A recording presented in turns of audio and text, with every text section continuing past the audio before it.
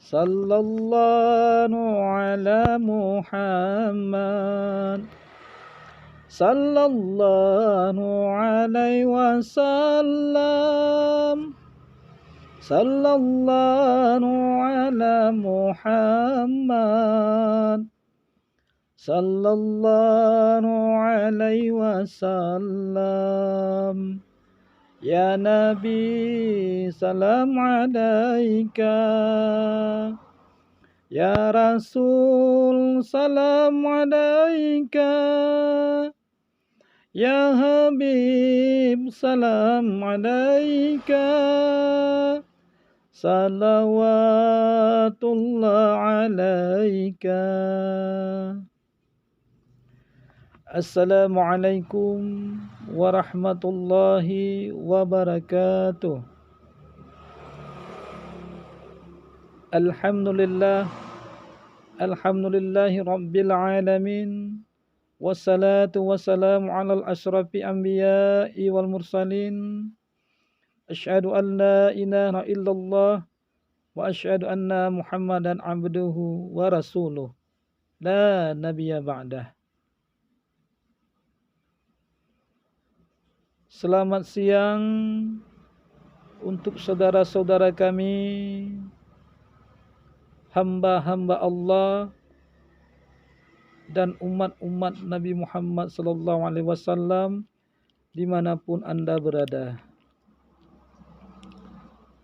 Selamat berjumpa kembali di channel Dakwah Rismadi. InsyaAllah pada siang hari ini kita masih membahas tentang zikir kepada Allah. Tetapi yang kita bahas insya-Allah pada siang hari ini adalah penyebab-penyebab kita tidak dapat berzikir dikala sakratul maut atau pada saat ruh kita berpisah daripada badan. Ini penting untuk kita ketahui karena kullu nafsin za'iqatul maut, setiap yang bernyawa pasti akan menemui kematian, pasti akan meninggalkan dunia ini dan bertanggung jawab dengan apa-apa amalan yang kita lakukan di atas dunia fana ini.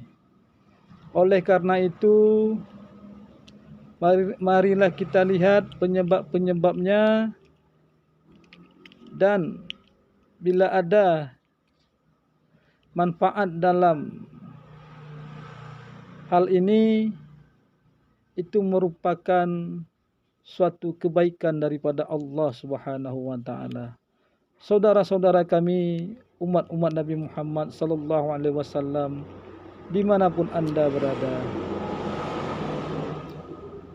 Setiap kita ditakdirkan hidup di dunia ini, maka kita ditakdirkan pula untuk meninggalkan dunia ini. Karena dunia ini bukanlah tempat tujuan, tetapi hanyalah tempat kita untuk mempersiapkan kematian dan menuju kepada hari akhirat, yaumil masyar, yang di sana tidak berlaku lagi harta benda, pangkat duniawi dan apapun yang kita miliki, tetapi di sana yang berlaku adalah amal dan amal. Ini perlu kita ketahui bersama. Oleh sebab itu, kita selaku umat Muslim, umat Islam ini, kita mempercayai adanya kematian ini, dan seindah-indah kematian adalah ketika sakratul maut dapat mengucapkan la ilaha illallah Muhammadar Rasulullah. atau setidak-tidaknya la ilaha illallah, dan itu dijamin oleh Nabi Muhammad SAW memasuki surga Jannatul Naim. Adapun penyebab-penyebab kita tidak dapat menyebutkan di akhir ayat kita kalimat thayyibah ini, yang pertama karena adanya durhaka kepada kedua orang tua. Perlu kita ketahui bersama, durhaka kepada kedua orang tua ini merupakan dosa besar di antara dosa-dosa besar. Oleh karena itu, sudah sebaiknya lah kita menjauhi durhaka kepada orang tua. Bila ada ucapan kita atau perkataan kita menyinggung kedua orang tua kita atau salah satu daripada kedua orang tua kita, cepat-cepatlah kita untuk meminta maaf dan meminta ridha kepada kedua orang tua kita. Karena ridha Allah itu tergantung atau terletak kepada ridha kedua orang tua kita. Oleh sebab itu, Al-Quran sendiri mengatakan, jangan engkau katakan kepada kedua orang tuamu. Nah, inilah menjadi suatu barometer atau menjadi suatu kajian kepada kita, menyatakan saja kita diharamkan, apalagi menyatakan hal-hal yang lebih berat daripada itu. Ini kalau kita lakukan akan menyebabkan kita susah untuk mengucapkan kalimah la ilaha illallah di saat sakratul maut. Na'udzubillah, summa na'udzubillah. Jangankan kita, salah seorang sahabat Nabi Muhammad SAW, sahabat yang mulia, yang mengikuti perjuangan Nabi dan berkorban untuk agama kita ini, berperang bersama Nabi di dalam semua perperangan, yang nama beliau kalau tidak salah adalah Alqamah, ahli ibadah, sahabat Nabi yang mulia. Tetapi ketika beliau mendekati sakratul maut, beliau hampir-hampir tidak bisa mengucapkan kalimah la ilaha illallah. Itu hanya disebabkan karena pernah menyakiti hati ibu beliau sendiri.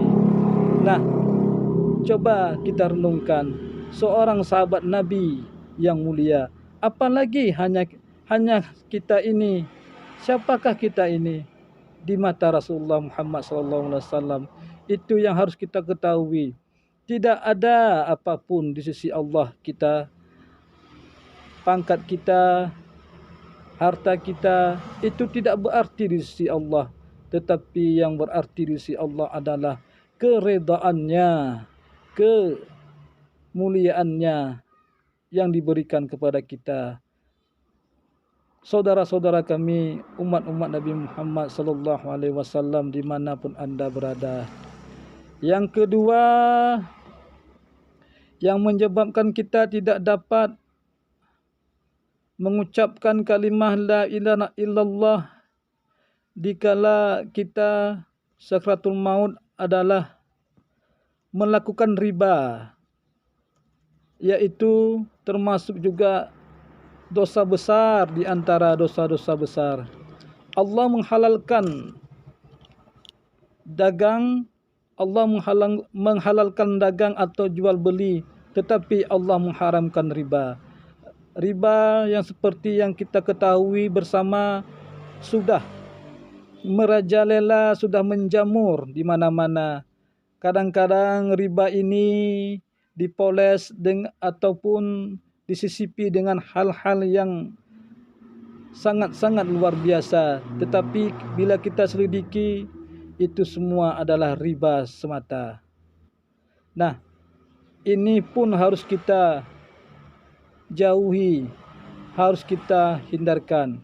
Misalnya kita mempunyai kekayaan begitu banyak, kita letakkan uang kita itu di tempat penyimpanan uang, kalau sekarang kita sebut dengan bank. kemudian kita depositokan. Nah, uang deposito itu adalah haram untuk kita makan atau untuk kita lakukan, karena di sana tidak ada berlaku jual beli, tetapi uang bertambah. Nah, ini yang dikatakan riba. Oleh karena itu, sudah sebaiknya lah kita untuk menghindari riba tersebut, karena ini merupakan penyebab kita tidak dapat mengucapkan la ilaha illallah di akhir hayat kita. Kemudian yang ketiga yang menyebabkan kita tidak dapat atau tidak mampu untuk membaca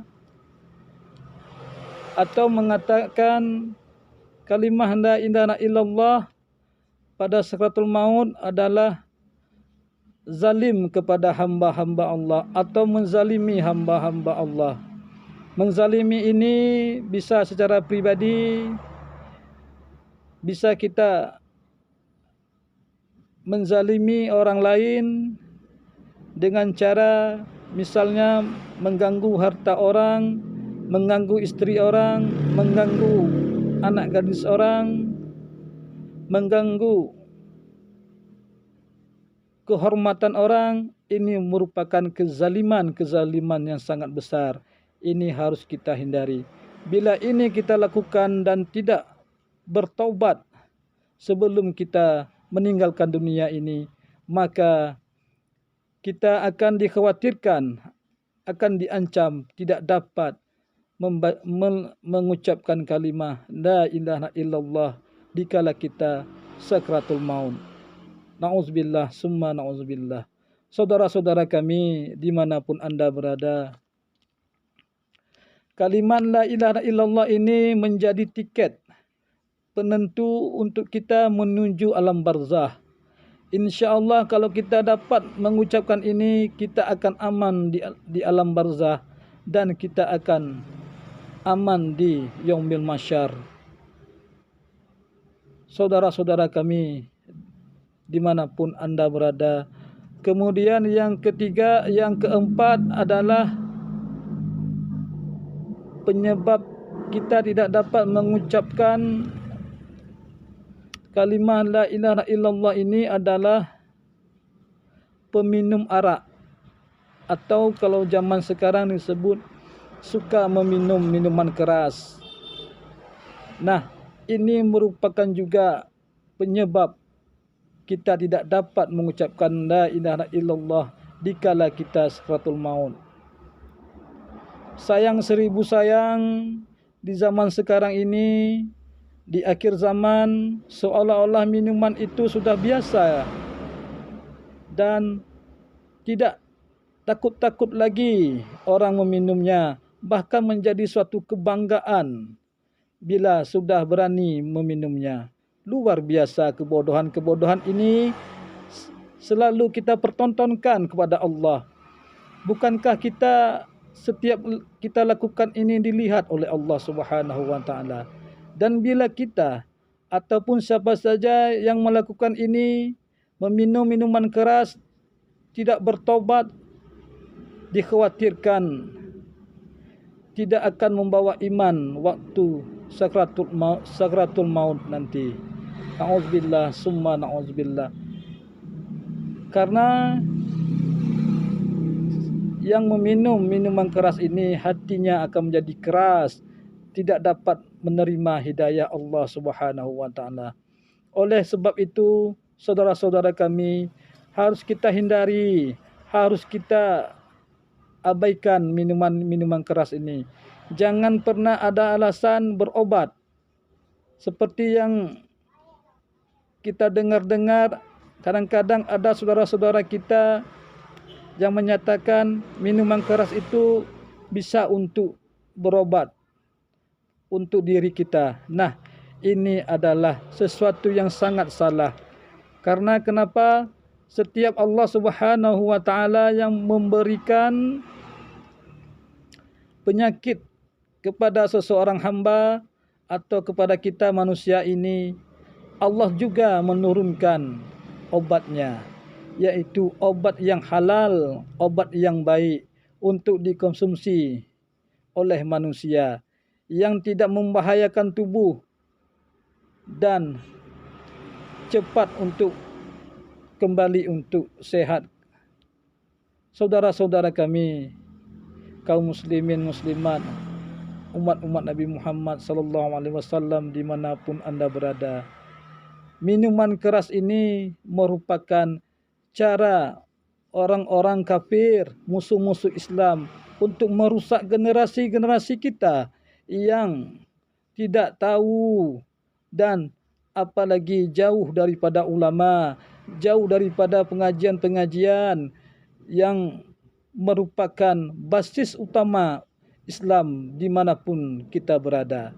Nah, ini harus kita hindari, dan apabila kita sudah terjebak di dalam minuman keras ini, kita harus cepat-cepat bertobat, harus cepat-cepat sadar, karena akan mengakibatkan hilangnya iman kita ketika kita sakratul maut.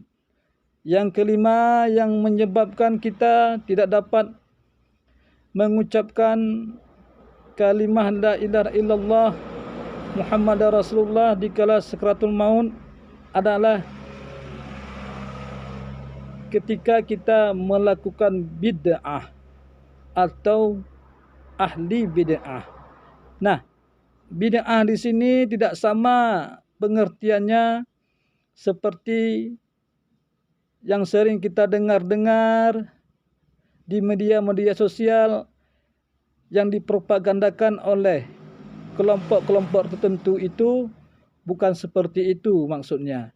Yang di sini yang dikatakan bid'ah adalah orang-orang yang suka membenci kepada sahabat-sahabat Nabi, yang mencaci maki istri-istri Nabi dan mencaci maki sahabat-sahabat seperti Sayyidina Ali, memusuhi Hasan dan Husain. Nah, yang seperti inilah yang terancam bila tidak taubat kepada Allah Subhanahu wa taala, dia akan tidak dapat mengucapkan kalimah la ilaha illallah Muhammadar Rasulullah ketika sakratul maut. Saudara-saudara kami, kaum muslimin muslimat dimanapun Anda berada, bid'ah-bid'ah ini banyak sekali kalau kita lihat di media-media sosial, apalagi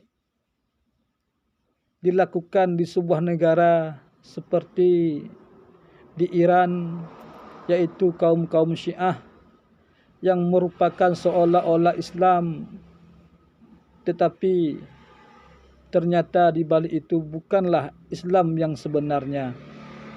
Syiah ini merupakan, kalau istilah pepatah, adalah duri di dalam daging yang menghancurkan Islam, menjelekkan Islam, membuat suatu dogma-dogma yang tidak ada dalil-dalil yang benar dari Al-Quran dan Sunnah Nabi Muhammad sallallahu alaihi wasallam. Bagi kelompok-kelompok yang seperti ini, apabila tidak dapat hidayah dan apabila tidak dapat bertobat, maka akan terancam tidak dapat mengucapkan di akhir hayat kalimah la ilaha illallah Muhammadar Rasulullah sallallahu alaihi wasallam. Dan juga ada juga kelompok-kelompok yang suka mengkafir-kafirkan orang Islam, membid'ah-bid'ahkan dengan definisi-definisi yang salah, tidak mau belajar, tidak mau berguru lebih banyak lagi, hanya saja meniru-niru. Nah, ini merupakan penyakit-penyakit yang sangat luar biasa di dalam tubuh Islam ini, yang perlahan-lahan menggerogoti akidah, iman dan kepercayaan umat Islam yang sudah ahlu sunnah wal jamaah.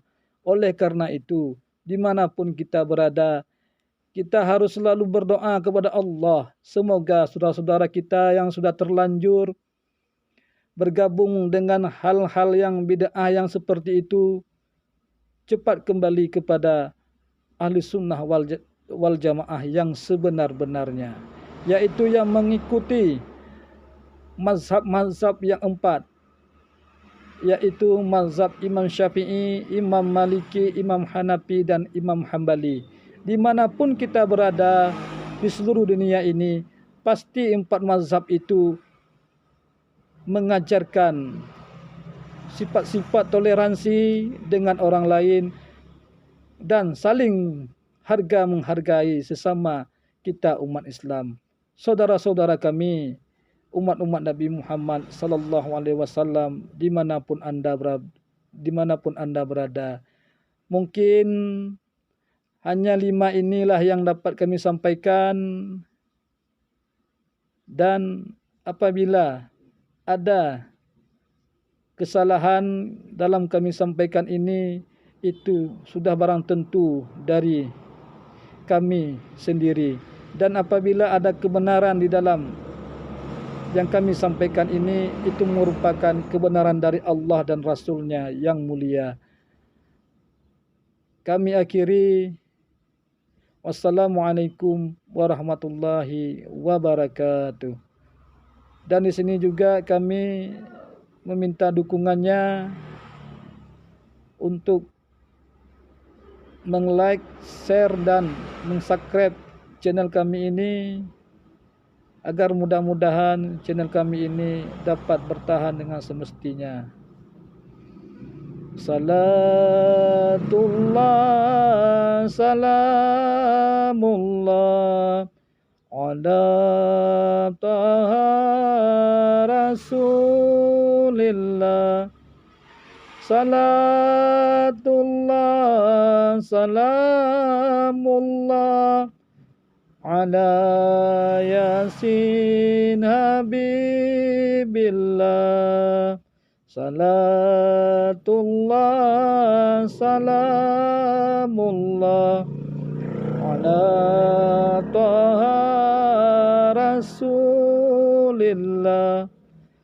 Salatullah, salamullah ala yasin habibillah.